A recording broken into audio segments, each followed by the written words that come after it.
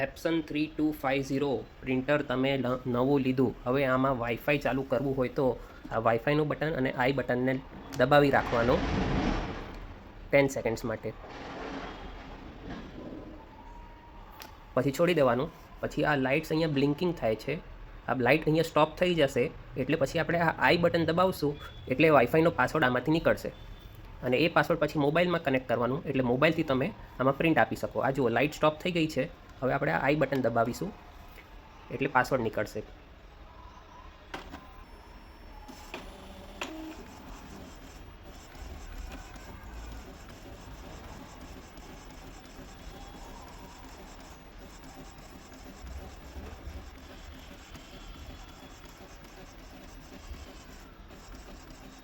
આ આઈ બટનને 8 સેકન્ડ માટે દબાવી રાખવાનું એટલે આ તમારી વાઈફાઈનું પાસવર્ડ પ્રિન્ટ થશે.